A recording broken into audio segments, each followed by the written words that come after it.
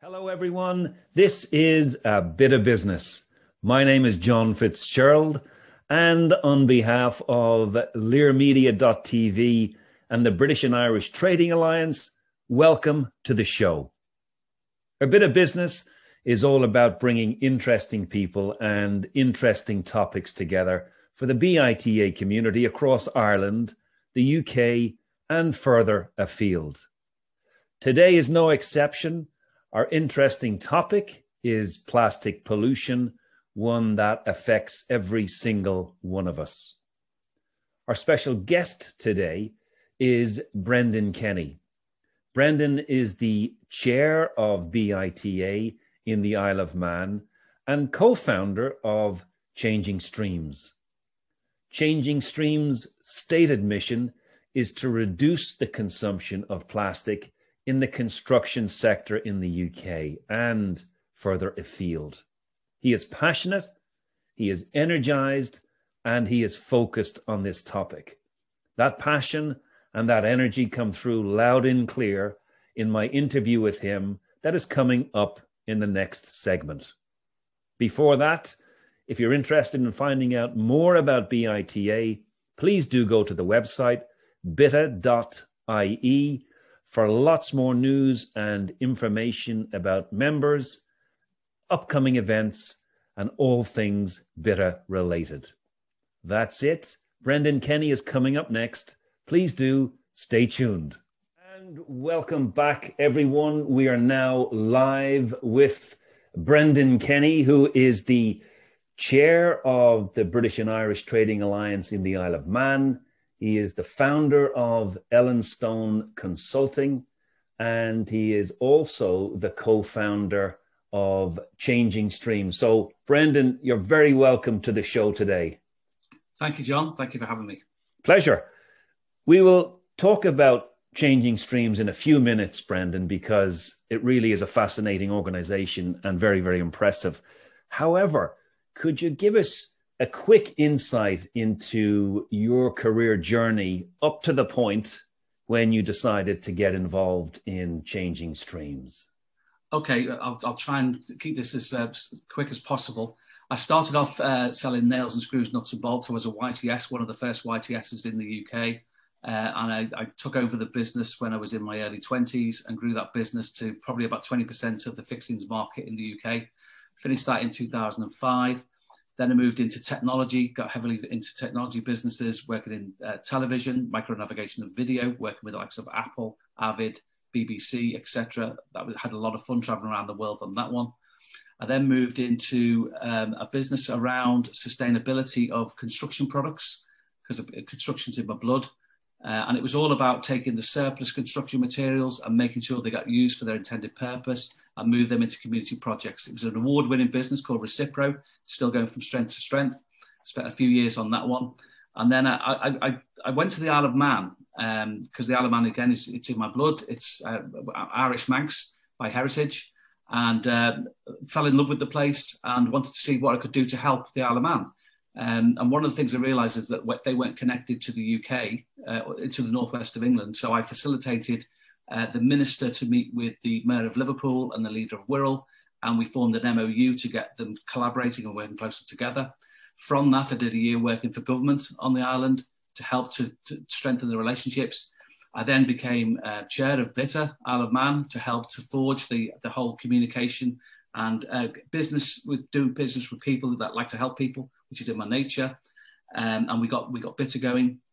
I then set up a business called Ellenstone, which is all about helping businesses to set up on the island and taking them across and get them set up. We've got a number of success stories on there, e-sign being one of them, and advanced electronic signature. And then, so that's gradually moved. That came to a bit of a sudden jolt with COVID. So we had to pivot the business last year. We moved into a COVID testing as a service business, and we're currently rolling that out to corporates, currently on the major rail projects, Crossrail, Network Rail, HS2, and lots of others coming into pipeline. So that moves me into Changing Streams. Part of the work I did with Recipro really helped me to understand the amount of waste of materials on site, particularly plastic and plastic packaging. construction is the second biggest consumer of plastic in the world, packaging being the first. So I was approached by the founder of Changing Streams, and I co-founded it with him, a guy called Neil Maxwell, who asked me to help to get involved with Changing Streams. And it's all about how we use research to look at how we can behaviour change the industry and swap out plastics and reduce plastics in the industry, working in a very practical level. So things like, did you know that there was plastic in paint? We know there's PVC windows, but there's certain products you would never even think plastic was in, but it's everywhere. And what happens as the plastic breaks down, it goes to microplastics, nanoplastics, and it's causing untold damage to the planet, which we can see. And we all walk the beaches and we can see the plastic bottles. But more importantly, it's what we can't see. It's what we're eating and what we're breathing. We are consuming at a rate, we're eating a credit card a week of plastic without even knowing it. And most people don't know this. It's in the supply chains, it's in our fish stocks, it's absolutely everywhere. So Changing Streams is on a mission to change the construction sector first, and then move into other areas to get the plastic agenda, because we cannot solve the climate crisis unless we address the plastic pandemic. And we hope that the true scale of what's happened in how we've tackled COVID can be applied to how we tackle plastic and how we tackle climate change. So, Brendon, both you and I are members of the BITA Global Forum, and the central issue that we're focused on at a global level within BITA is the Be Plastic Aware campaign. So what we're trying to do together and what you're trying to do in Changing Streams is nicely aligned. And, you know, the thing that staggered me was the statistic on your website that says 23% of the plastic consumed in the UK is through the construction sector. Now, are people aware of that? Is it being addressed? And who are the leaders in addressing that within the construction sector? To be fair, people haven't been aware of it, we don't think. People haven't actually got the link between the climate crisis and CO2 and plastics. Ballpark figures is for every kilo of plastic equates to 3 kilos of carbon. Plastic consumption and production is set to triple by 2050. So you've got an increase, this is where the oil and gas are moving. So you've got an increase of triple. At the same time, we're trying to reduce the carbon. It doesn't compute. So who are the leaders? There's lots of sustainability. We've got BREEAM in the UK, which is building standards recognition, but it doesn't address the plastic content. So there's no one we found who addresses the plastic content in construction materials. And we're looking at materials, without going into too much granular detail, at a higher level, we just have to be aware of it, and we have to make conscious decisions. And if you go back to, and I compare this to asbestos. So when asbestos was first discovered, it was a miracle material. It got everywhere. It's in our buildings. Its properties were fantastic.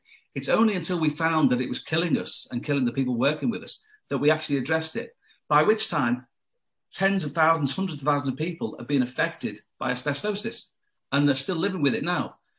We don't want to wait until the true effects of microplastics and nanoplastics hit the population for people to then become aware and say, oh, we should have done something, when the genie's too much out of the bottle. Mm. We've only had plastic for 70 years. So what we're doing in Changing Streams is going back to look forward. What would we do if plastic wasn't an alternative to evolve and innovate within that sector? So that I'm sorry, that probably doesn't answer your direct question, but that's the way we're going and how our thought process is. At the same time as any change we make, we don't want to create the next asbestos or the next plastic.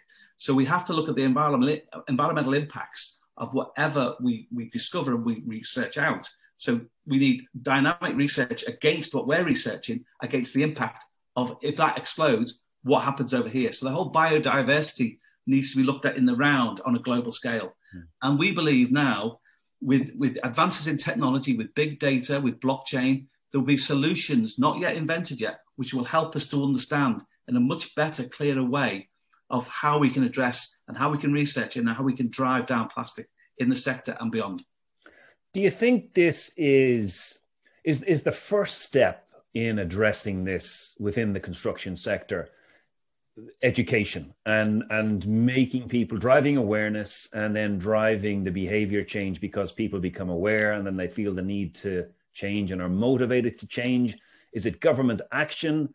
For example, in Germany, I know that the use of single-use plastics is being prohibited from now on, which is a terrific development because it makes perfect sense. And single-use plastics in particular are pervasive. It's almost like we're addicted to them. Supermarkets, packaging. Think about your own house when you look at your waste bin at the end of the day or the end of the week.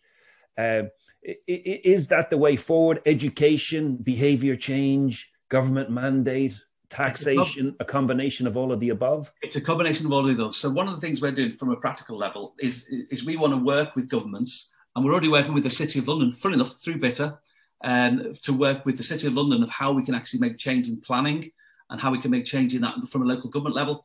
But what we want to do is we want to create our charter. So our charter is a set of principles which you adhere to push down through the supply chain to make change from the top.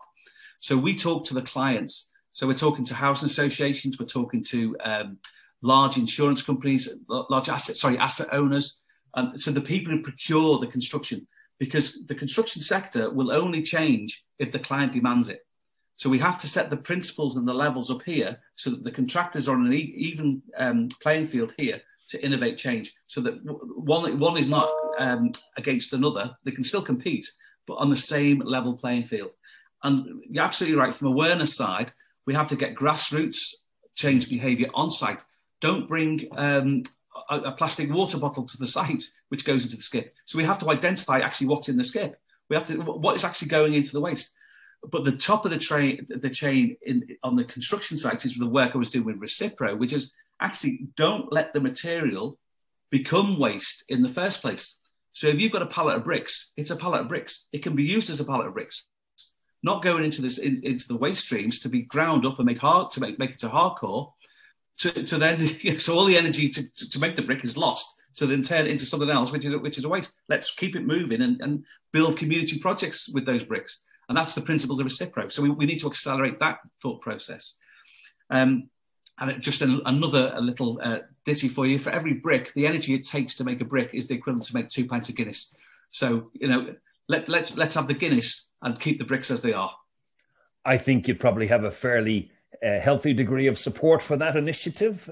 But tell me, do you see pockets of excellence in this area? Based on your conversations you've had with, for example, the City of London, can you see people stepping up and starting to be much more active in this space? Absolutely, you can see the innovators.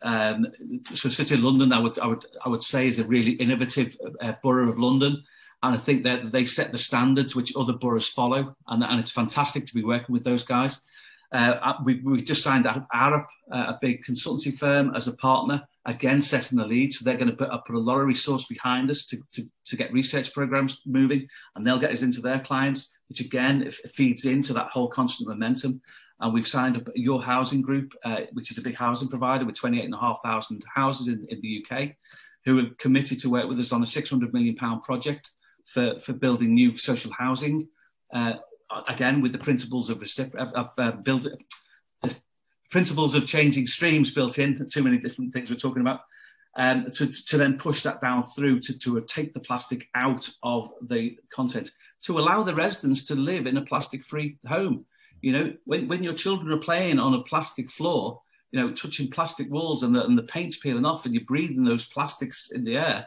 Which family wants their children to grow up knowing that this could be changed? You don't, if we all remember the smoking ban, what a difference that makes to our environment when we're now in a pub having that pint of Guinness. It's a lot friendlier. You feel fresher. You go home, you feel fresher. We want the same thing to be thought about with plastics. We also want to, you talk about the single-use plastics, it should be renamed as hazardous waste. It's not a single-use plastic. It lasts for 1,000 years, Let's call it hazardous waste, because that's where it ends up. It's killing the oceans. If we don't have the ocean, we don't breathe. The whole thing is linked. The whole biodiversity is linked. And what I would say is that some of the strangest people who you would never think will become environmentally aware are becoming extremely environmentally aware, because it's affecting us directly and we can see it.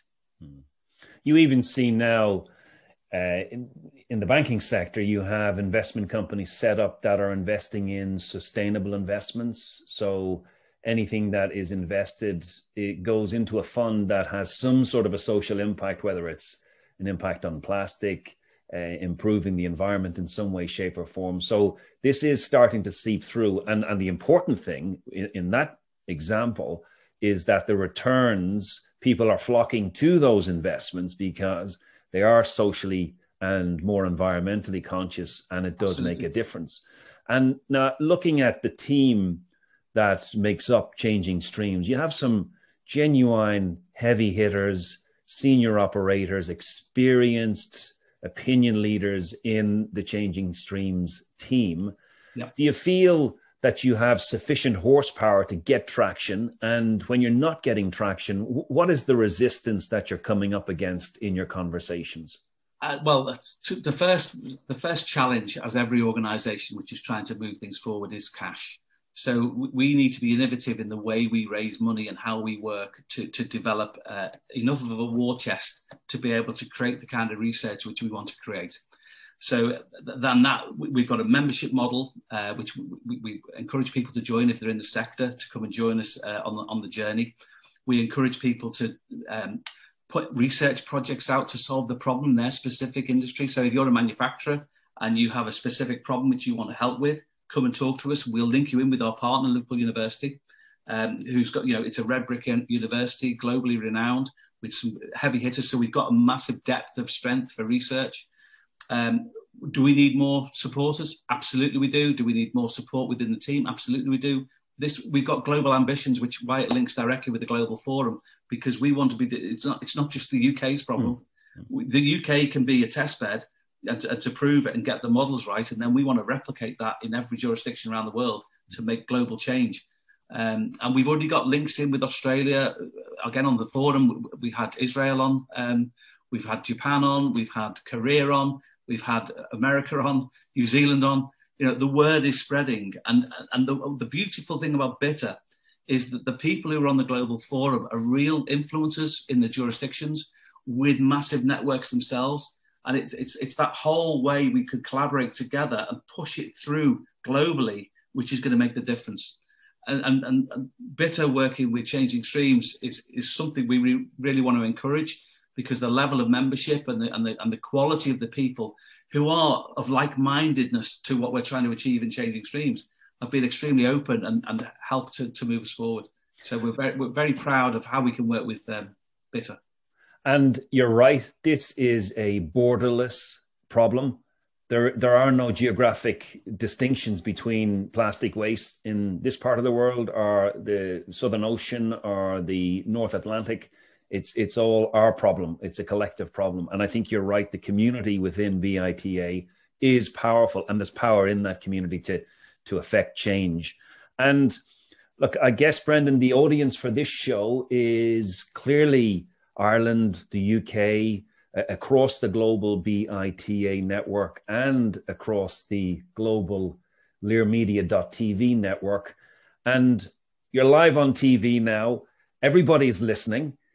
What is your message around this plastic pollution problem? What do you want to say to people? I would like to say to people, think. When you're making that conscious decision in your supermarket and you're picking items, decide, do you really need that item in that plastic bottle? Is there an alternative? That's at a very local level to you personally, within your family, to make a difference. And how you can change behaviour, your own behaviour and other people's behaviour. Can you go on a beach cleaning initiative? We're looking at doing one in October later on this year, which I'm sure you'll be talking a lot more about, John, as things move forward. I regularly go out with my family, beach cleaning here, because where I am on the Wirral, because I can't currently get back to the Isle of Man because of border restrictions. And we go and we collect litter and collect the plastics, stopping it going into that ocean. Be aware, be plastic aware. And the future Brendon, looking forward 5, 10, 15, 20 years when our children are grown up, are you optimistic about the change that we can affect and the impact that we can have at a global level to address this? I think it's inevitable, and I think we have to. And I think the closer we get to tipping points in climate, we'll see an acceleration of change. And I do believe that the human race has this ability to react. We've proven it with COVID, of how we can actually come together globally to solve a problem. And I'm very optimistic for the future, even though we are damaging it in our lifetime. This is what's really frightening. My grandparents were born in the 1800s, late 1800s. They didn't have plastic. They didn't have a motor car.